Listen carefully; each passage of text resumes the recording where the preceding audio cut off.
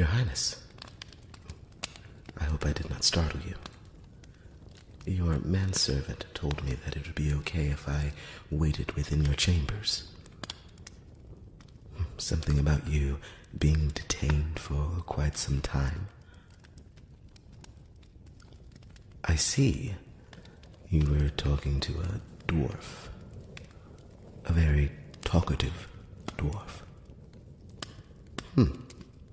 Well, all the dwarves I've known have been very, very, very short of words. No pun intended, of course. You are quite young to be royalty. Nothing. I meant no offense. It's just, when you've lived as long as I have, well, everybody seems young. Even your manservant. And I'm sure by your human years that he's very close to death. But having said that, can you really put a price on wisdom? Yes, I am not a human. Allow me to introduce myself. My name is Adamar, and I'm from the Elven nation to the south. No doubt you have heard of us. And no doubt you have heard all of the wicked stories told by your king. Well, former king. After all, you now sit on the throne, and everything should be just fine now. Isn't that right? Look, I am not going to gild the lily any longer than what it already has been. Do you mind if we go straight into business? Please. It's very important that I get all of the necessary information in order to figure out what to do next. Oh, you needn't look so shocked. What I'm about to talk to you about is, well, could be of no great concern to you. On the other hand, it could very well be detrimental to both your people and my people. But that's why the king and queen sent me. I am fond of humans, I guess you could say. I find you all so fascinating. You have a very short lifespan, and because of that, you risk your lives on great quests just to make names for yourselves, just to be bigger than what you are. I've been around for hundreds of years, and I have never met any creature that would go the lengths to be remembered as you all are. At times, I must admit I find it admirable. And then again, I can also find it quite foolish. I hope I don't insult you. It's just that the last person to sit on the throne was, well, they were not very kind. Not hospitable at all. To be quite honest, the last time I was here, well, not necessarily in this room, but in the throne room, I was threatened with death. That my head would be taken off, my ears removed, and that I would be sent back to the king and queen one piece at a time. The old king was a real bastard. But from what I hear, you are quite different. And I have heard of you. I've heard of the great adventures you went on with your companion. The things you two got into. The lives you saved. That is something I have never heard a human doing before. And yet from what I hear, you did it so selflessly. I had to see you with my own eyes. To talk to you. To figure out what exactly it is that you want. Yes, all humans want something. Whether it's fame, fortunes, men, women, it makes no difference. All humans strive for something. The old king? Oh, it was very clear what he wanted. He wanted immortality. He wanted to make sure that his name was remembered throughout all the ages. And, to some degree, I suppose he succeeded. Why, yes. Don't you think so? For years now, people will remember who he is. And though he will be remembered for his cruelty, he will still be remembered. And there's nothing that you, your dragon companion, or anyone can do about it, except try to correct the wrongs that he made. But who knows? Maybe your ultimate goal was to simply overthrow him. Maybe you thought that you could do a better job. The question is, better for who? And if you are the selfless human I've been led to believe, I must ask, is your intention to do right by your people at whatever cost? The old king, he was actually preparing for war. Oh yes, I'm sure he did not tell your people, but war was coming. He planned on spending as much of his resources just to make sure that my people died, so that he might have claim over yet another region. There was one problem, though. Money. Your treasury was becoming depleted. And our spies, well, they told us that your soldiers were planning to revolt if they were not paid a fair wage. I suppose this is why your dragon friend went back to his attention. The gold that your companion was guarding, he planned on taking it for himself and using it to fund his war. Who knows what would have happened had he succeeded? It has been quite some time since my people were at war.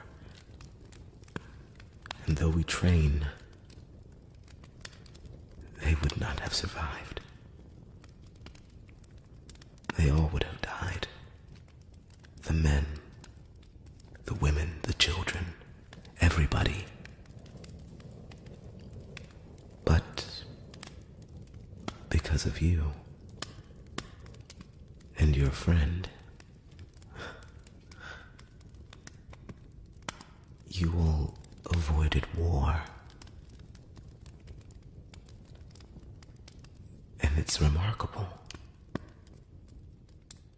It's something that I wish I could be thankful for. But knowing that there was a new royal member on the throne, and knowing that this person had a dragon at their beck and call, it could not sit easy with my people. On one hand, there was a thought to go directly to war, to strike, while you all were distracted and your dragon was gone. But a friend to our kingdom, Lady Sharpclaw, told us about your telepathic link to your dragon. We knew that, given the opportunity, you could call for him, and he would return just to save you. And that was something we could not live with. We couldn't risk having a dragon come back.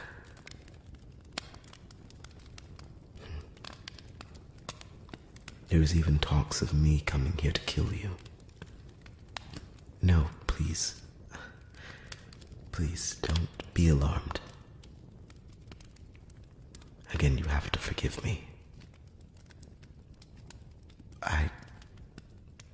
We don't talk to outsiders very often. Because of that, we don't trust very easily.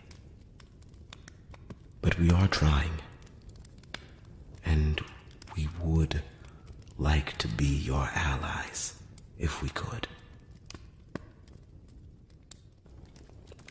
So tell me, what are your intentions? Do you mean to use your dragon to take lands that aren't yours? Or can we share this land? Share our resources, share our knowledge, and return to a golden age of respect, one race to another. Yes, I see. So you have no intention on trying to gain other lands?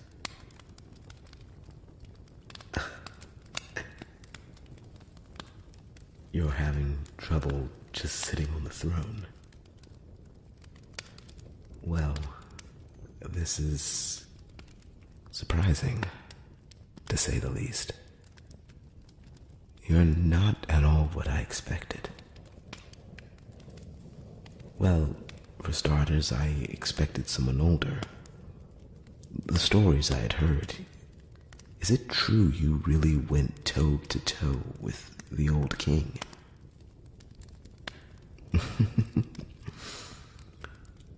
No, that won't be necessary.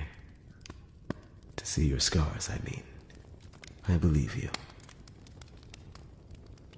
Well, I see it in your eyes. You have kind eyes. Very kind. It must be how you befriended the dragon so easily. And why the dragon would allow himself to be connected to you through the mind. As easily as he can tap into your mind, with training you could tap into his. Why, yes. Did he not tell you that?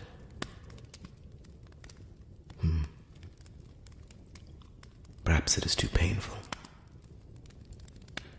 From what I hear, your dragon has many dark secrets within him. No, I don't mean that he's hiding things from you, but I don't believe he wants to make his mind a two-way street, if you know what I mean. It can be exhausting and quite emotional to tap into someone's brain, to see their memories and feel what they feel.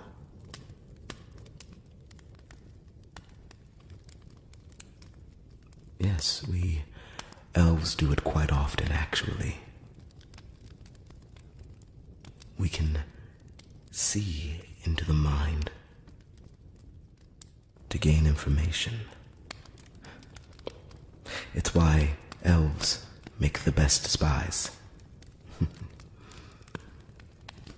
No, I'm not reading your mind at all. Believe me. You would know it if I were.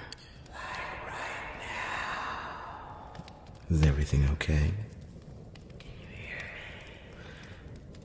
Well, you just seem distracted. It's interesting, isn't it? It's okay. You're not going crazy. You're just experiencing what it would feel like for somebody to actually tap into your mind. No, I promise. No royal secrets were gleaned. May I ask a question? I would very much like to stay here, if that is okay with you. Like I said, I find your people fascinating, and I must admit I find you quite fascinating as well. With your permission, I'd like to try and dig deeper into your mind. For research purposes, of course. And in exchange, I could be your spy master. No, we would never tell anyone that I was the master of your spies, but just an elven emissary. Here as a token of goodwill between men and elves. I will do research for you. I will train up others to act as spies on your behalf. And in exchange, you help me. Help me to finally understand humans. Let me take that information back to my people. And for once, let us create a lasting peace between us. You agree? That is wonderful, Your Highness. I should probably be honest with you then. It's better if I'm open with you, as you can't read my mind naturally. I'm not just an elf that was sent here. The king and queen are actually my mother and father. I am Prince Adamar. No, you don't have to bow to me. It's quite strange. I don't really know the proper protocol. A handshake. We elves don't normally do that sort of thing. I've seen it, but... Oh, well... Yes. Well, that is quite nice. Well then, I should be getting back home. It is a 2-day trip, and when I get back, I will tell them of our arrangement. And I will promise you, right here, right now, no harm will ever come to you. Not while I am here. I swear it upon my life. I'll return in about a week, and you can show me your wonderful kingdom before we begin our research, of course. Yes, I would very much love to meet all of your companions. Your dwarf companion. Oh, well, yes, I could meet him, I suppose, if that is your wish. Very well, when I return, we shall go down to the cellars, and I will meet your dwarf friend. You are the strangest human I have ever met in my life. I like it.